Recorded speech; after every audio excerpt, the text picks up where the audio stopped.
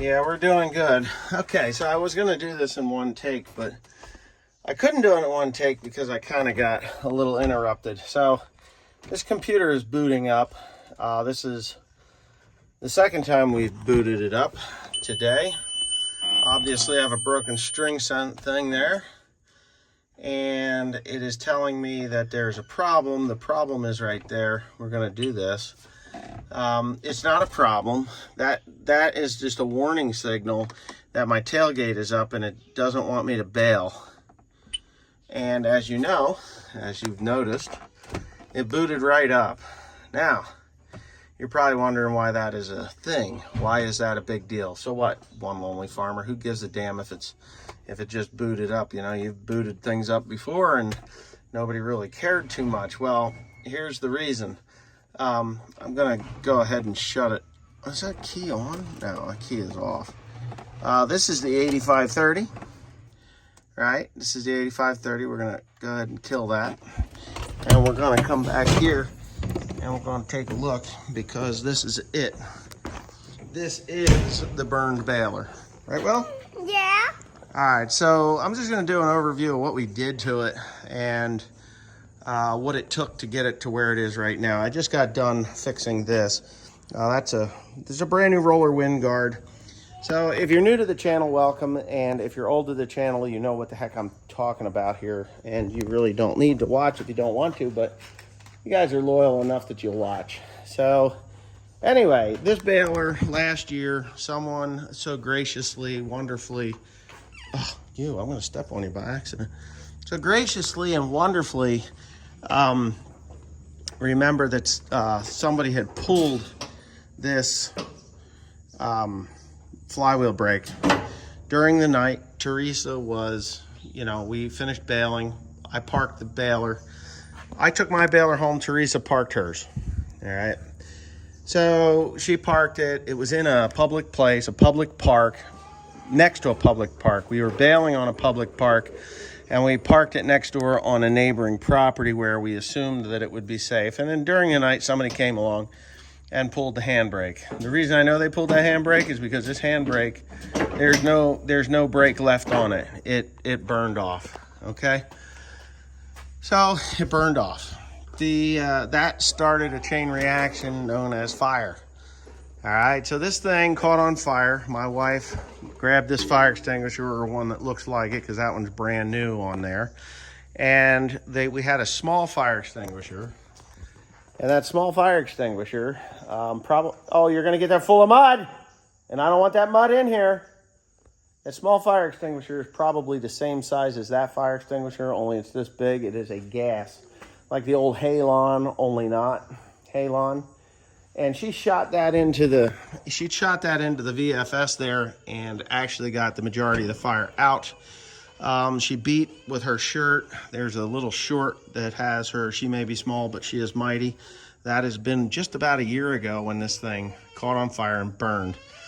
So we got all new wiring harnesses, all new grease lines, all new, rerouted. You can see here and there's some discoloration from where the fire was. Tim was supposed to replace that. He did not. So it just gives it a little character, in my opinion.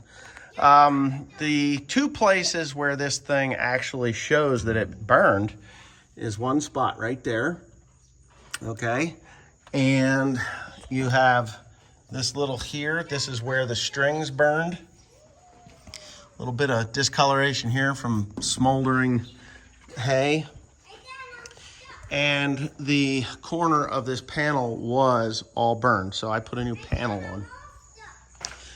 Well, I told you not to get in there, didn't I? Now, please, I'm gonna pull you out of there.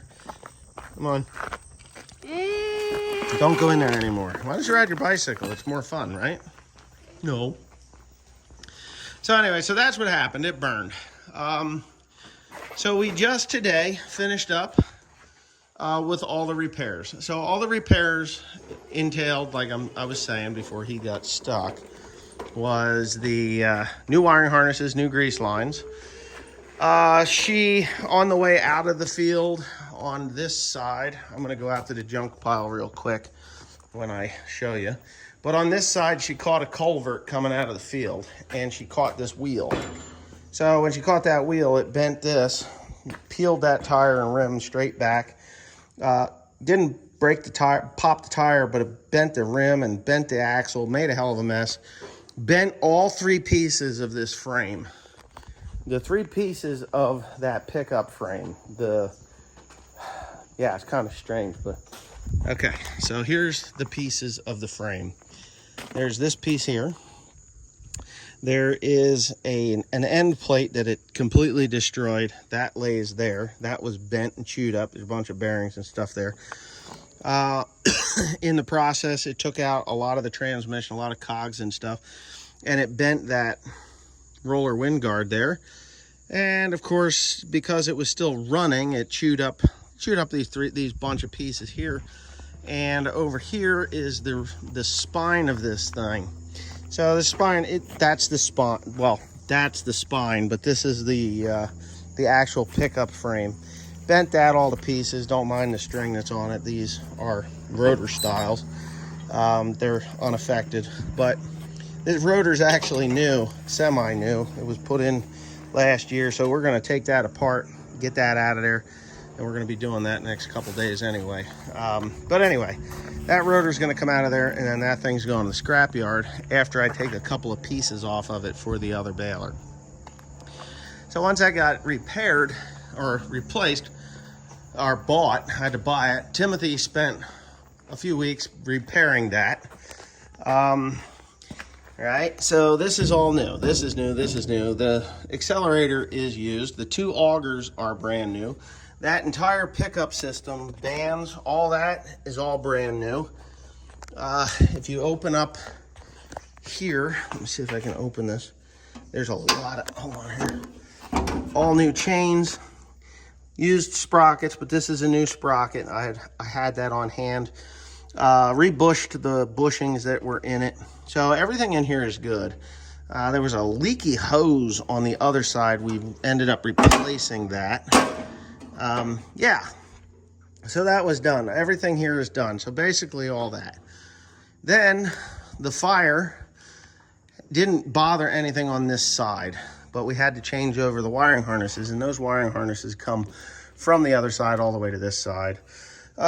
Rebuilt the eyelet in here, put a new cog on there, and when we started doing that, we knew, or I knew, that the VFS had some worn parts in it, and it was going to need to be rebuilt. So why are your pants down? I'm not going to show this, but why are your pants down? Oh, you had to pee? Well, go. Where did you pee? Oh my God. You pee outside, you don't pee in a freaking 5-gallon pail. Anyway, geez, William. Jesus. All right, so that's just William. Anyway, you done pulling your pants up? Get your pants pulled up. So in that VFS, where's that shaft? I don't know where that shaft is. Anyways, that VFS, I'm gonna flip myself around here now that he's got his pants somewhat pulled up. That's the shaft for the VFS. That's the center shaft. That had to come out to do the bearings for the VFS. So here's the shaft for the VFS. When we took the shaft apart, we just threw it out here in a scrap pile. When we took the shaft out, the plates, you can see how bad those splines are. So we had to buy a new spline, a new shaft. So when I bought the new shaft, I bought the new cotter, or the new slot keys or square keys, keyways, put all them in new. So I had to put those in new. And then of course, if those are bad, what else could possibly be bad? Well, the splines on that are bad. So that naturally means that the splines on these are bad. Right there. So this side isn't as bad as the other side. The other side is really bad. So both of those had to be replaced, and they're in the belly of the beast. You see a tine bar down there? Well, there's 5 of them in this thing. 5 of them. 4 stuffers, or 4 packers and 1 stuffer. All right. So you stay down. 4 packers and 1 stuffer. I spent a couple of days down in the belly of this beast. See all those bars down in there? So they have to come through the side panel doors. There's 2 doors on each, one on each side. You open them up and you can either take them out the top or you can throw them out the side. Well, they weigh about 100 pounds a piece or more, and they got bearings on them, and they're expensive as hell to rebuild. So we did. I put all new bearings on all the tine bars, and inside there's a housing that right on that plate that you see there. That's the derailleur. So what that does is when it trips that the slice is full, it'll derail the stuffer fork, which is the one at the front there, right there. And that it'll trip that, and then it'll engage it to stay. It derails it and makes it stiff. And instead of folding away from the hay, because it packs as well, it then becomes a stuffer bar, and it'll stuff that pre-compressed slice of hay up into the bale chamber where it can be compressed by the plunger. Well, all the bearings were bad on that, all of them. The 2 that fasten to the plates and the 2 that run in the tracks. So you can see that shiny bearing right there. That shiny bearing is on the stuffer one. The packer ones are on the other side. I don't think you can see them there. Maybe you can. Hold on. Let's see if I can brighten that up a little bit. I don't know. Anyway, yeah, you can see them down in there. So all that stuff had to be replaced. All new grease lines on the knotters, and you can see that the strings are kind of screwed up there. We've ran this thing a couple of times, and the string that is still attached has come up and wound up into the knotters. So what I'm going to do is remove all that. I do have some knotter work that I'd like to do to it before it goes back into service here in a couple of days. So yeah, so that's what we've got.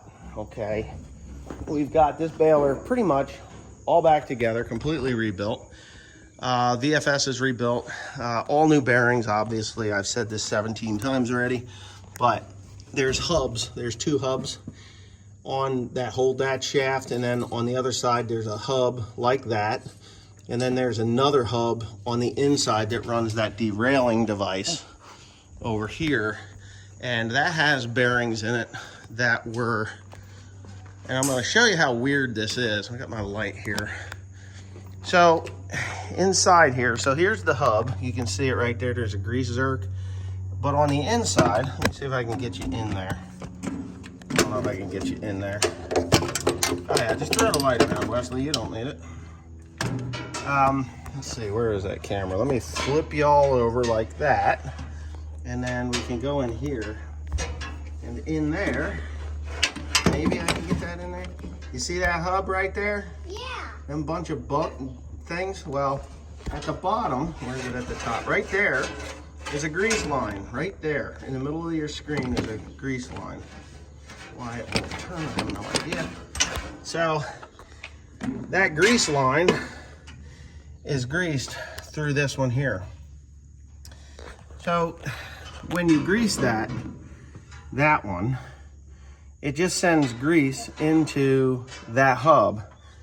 And for some reason, I don't know why, it must have gotten overlooked more times than it should have. And it wasn't dry, but it had been dry enough that the bearings had worn out prematurely. Oh, here's another spot on this door right here. See that? That was hot from the fire right down in here. This was on fire. So yeah, let's put that back like that. And so anyway, yeah, so that's all replaced. Everything here is replaced. This baler, I thought it had 72,000 bales on it. It did not have 72,000 bales. Is that a bolt I missed? Yep, you hear that? I missed a bolt. See it? A keen eye right there.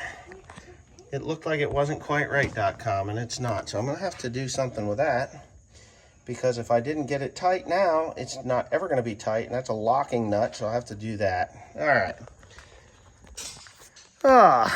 So now that, let's see, now that we've, hold on, I'm gonna flip myself again. Hold it, maybe it's still level. How about you, Will? You leveled? Yeah. That's kind of cool the way this thing does this, but anyway, it keeps you level. the baler's ready, pretty much ready to go to the field. I just got to get it hooked up to the tractor, make sure all the hydraulics are on. I ended up buying a new hose here. This hose is the hose for the brakes. This hose did not burn. This hose did not have, didn't have any problems from the fire. What happened was I forgot to unhook it when I disconnected the tractor from the baler, and I ripped it off because the baler was still smoldering and I wanted the tractor away from the baler so that if I had to get it out of the field real quick, I could do that. And so me and Teresa had quick unhooked it and I ripped that off. Now I would have just bought the hose and kept the end, but the problem is I misplaced the end. I can't find the damn thing, so I ended up buying a new one. Power takeoff shaft is okay. I don't see anything wrong with it. It's going to need to be greased up. But yeah, so it is now resurrected. I would call it the Phoenix. Hey, don't do that. Don't do that. I would call this baler the Phoenix because it burned and it rose from the ashes.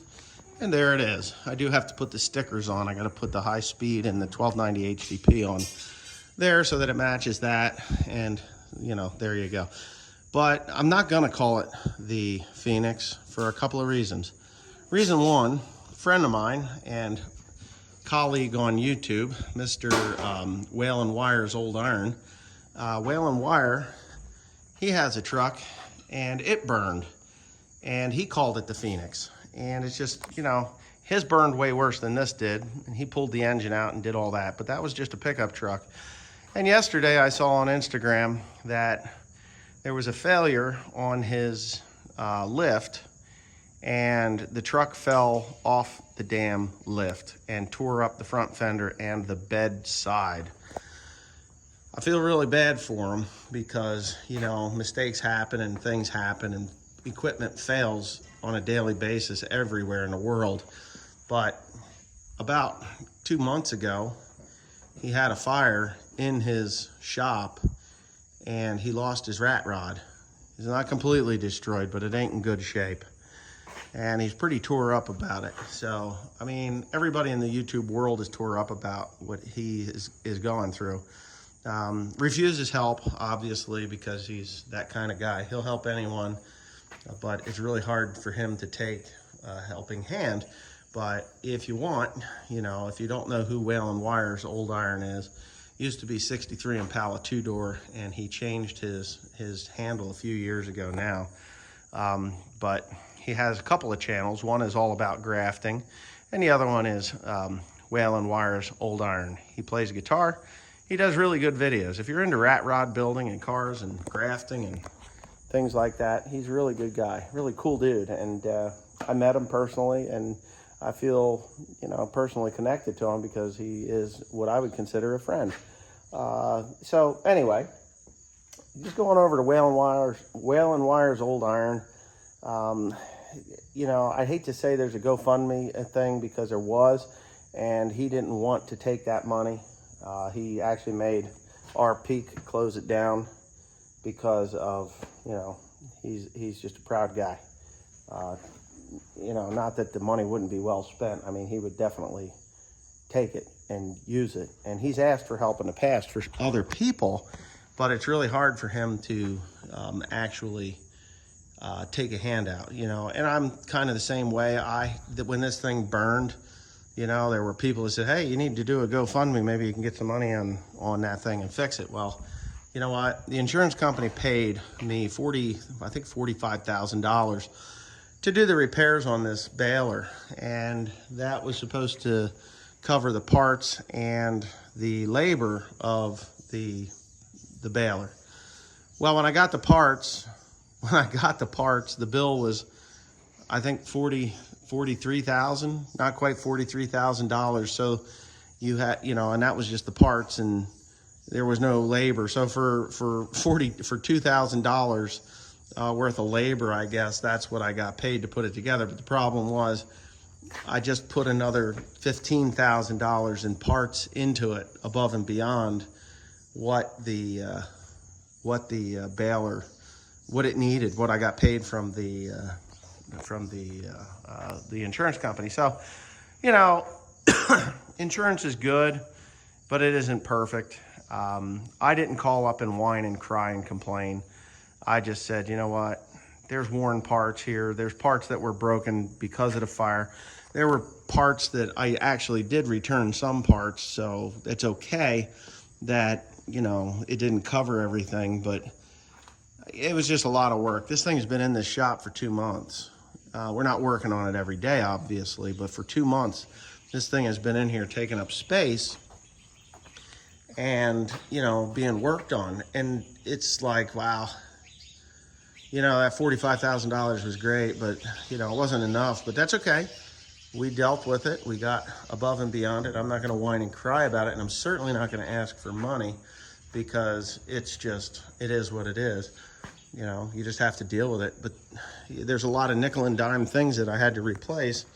You know, these bearings, like these bearings here, these were not covered under that, even though they were cooked. There's 2 of them. One of them, I think I threw it into the scrap heap because I beat it off of there with a hammer. I think I did anyway. Yeah, there's just stuff. Like, here's something. I don't even know what the hell that goes to. But there's all this nickel and dime stuff. You know, each one of these things is a few dollars, and it just adds up. And it added up into literally tens of thousands of dollars. Here's something that we discovered this morning when we went to put it in.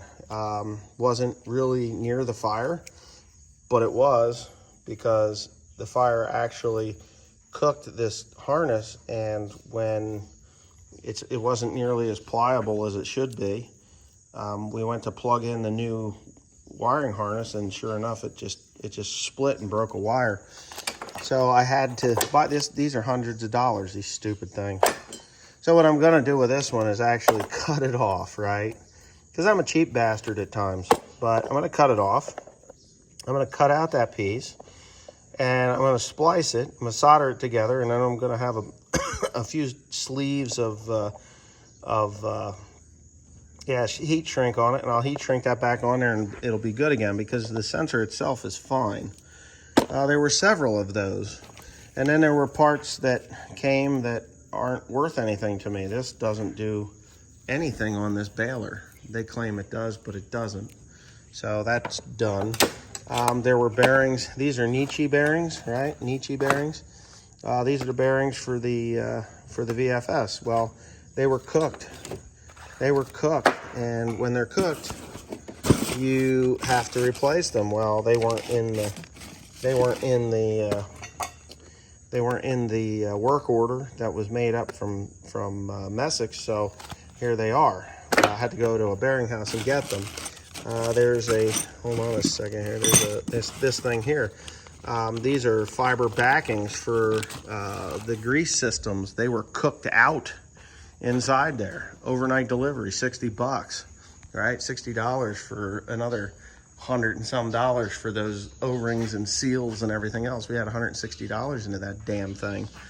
So, you know, it is what it is. But anyway, I think I've yacked on long enough. I really want to get this thing hooked up and ready to bail. I know that the computer works and everything, but get it hooked up, run it through its paces, go out, get a bunch of baling twine, load it up, thread it up, work on the needles a little bit so that that's going. And then in a couple of days, we're gonna go to work with it. And the next video is gonna be something similar to this with a combine, a CR 8090 combine. So that's that. Come on.